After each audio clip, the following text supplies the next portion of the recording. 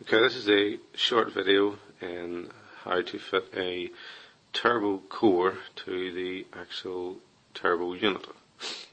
So you see here the two casings of the turbo. This is the exhaust casing which bolts onto the manifold here, and the exhaust here. So when you remove the core and the variable vanes from the casing, you're left with this empty exhaust casing. There's absolutely nothing else in there, and the same for the compressor casing. You just unbolt it from the core, or the core unbolts from it, and it's an empty casing. Okay, the first thing you need to do is get the circlip off here and the two actuator nuts. Take the actuator out and then make a mark with a hacksaw blade there and on the exhaust side to ensure that you line up the exhaust housing and the inlet housing in the correct place in correspondence with the exhaust housing. So when you go to fit the turbo back onto the engine, all your intake pipes will line up. Okay, so got the compressor housing off. Grip the unit in the vise nice and tightly, and then take all the 10mm bolts that secure the core into the housing. If they're tight and think they're going to break, spray some oil, some WD-40, something like that, and then work them back and forward, try not to snap any of them off. Okay, so to separate the core from the housing, you need to try and support it with your fingers, like so. Yeah.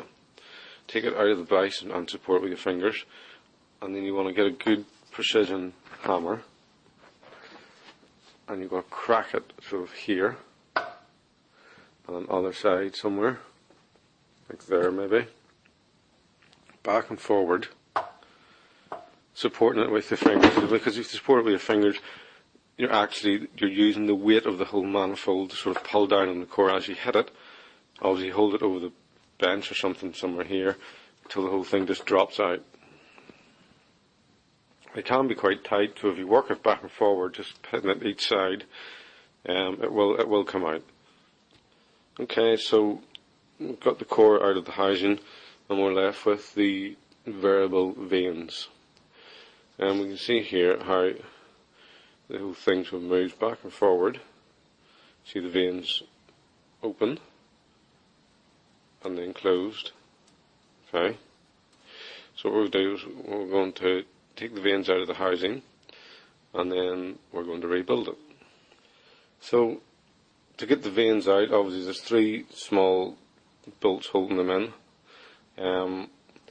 Sometimes it'll be like a 25 Torx or 4mm Allen key, whatever it is. Get it nice, get it as tight as you can, good tight fit in a sort of small extension, and crack it a good 3 to 4 cracks with a hammer, just to loosen the threads a little bit, and then loosen all 3 of them, and work them back and forward, a little bit of WD-40. You do not want to snap those off, because if you snap them off, then you're in big trouble, because there's no way you'll ever get them out. It's probably a new housing you're going to need. Okay, so that's the vanes out of the housing. You can see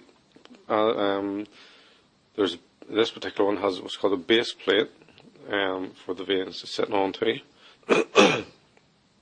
And when you get a new set of vanes, you should get that with it. Some turbos don't have the base plate. It's just like this one, for example, that the vanes would just sit onto the housing. So first thing we'll do is set the base plate in and line up the 3 holes. Okay, so base plate's in, and there are 3 spacers. The easiest thing to do for them is just set them in, line them up with the holes, get your vanes. Obviously you'll be using both hands, I'm holding the camera phone with one. Set the vanes into the housing, and then slot the 3 bolts down through the holes.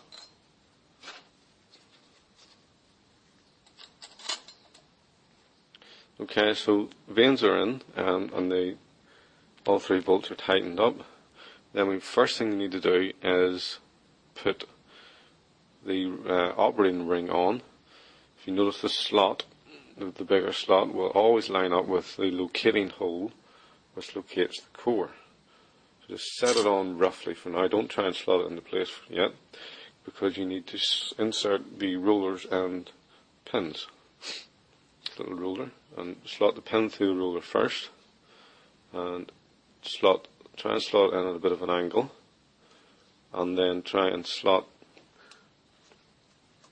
the pin down through the hole. This is easier with both hands, but you can see how it's just nicely slotted into the groove, and the pin is down through the hole, and we'll get the other three done. Okay, so all three are in place roughly, not correctly in their position, because what we do now is we move each individual operating lever to line it up with the slots on the ring, and then we slot or slip the ring down over and sort of work it along until all of them are in place. Again, much easier with both hands, because you would sort of hold the ring, a little bit of pressure on the ring as you're moving each slot. There we go. And it should move nicely back and forward like that. Absolutely no resistance. And it will move like that when it's hot also, because it's a new set of vanes, it's not the old set. What you find, if you clean the old set and reuse them, when it heats up they tend to stick. So you're much better with a complete new set if you're fitting a new core. Okay, so we're going to fit the core back into the housing. You can see the slot and the vane ring is in line with the locating hole for the core. So basically, you try and keep the two lined up like that, and fit the core down in, wiggle the heat shield into position, try and sort of guess where the pin is, try and slot that in, and then move the VNT lever. You just heard that click into place into the slot, and it should move like this, and you can hear the vanes open and close while you do that. Then just bolt it up. Okay, so that's it bolted up, all the bolts tight. Always check the VNT lever moves nice and free, which it does. Absolutely no resistance. And the actual turbine spin the compressor wheel, spins nice and free, and now you're ready to put the compressor housing on. Okay, so obviously there'll be a new seal along with the new core. Just make sure that's in place. Have a look for your mark that you made on the exhaust housing. Find the mark on the compressor housing, and that's where the compressor housing is going on. Be careful, obviously, not to damage the compressor wheel when you're putting it on. Slot it on, try and hold it on, or get someone to hold it on for you, and get one of the bolts started. Okay, so that's the compressor housing all bolted on. So now we're just going to put the actuator on. Before we do that though, have a look at the stop screw on the actual core casing. Make sure that the actual screw is at the same distance, same length, as opposed to the old core you took off, so that we had the proper VNT setting, and obviously that the little nut is tightened up. And then slot your actuator back on and just bolt that up. Okay, so that's it bolted back together, one core fitted to the casing. So remember, if you're fitting a new core and new vanes, those products are generally made brand new in a factory. So it's it's the best way to repair or recondition your own turbocharger without buying a complete turbocharger online from various websites.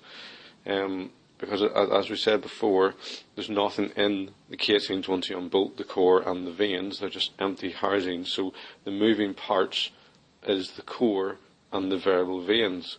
So if you replace those, in a sense, you've replaced everything that moves inside your turbocharger.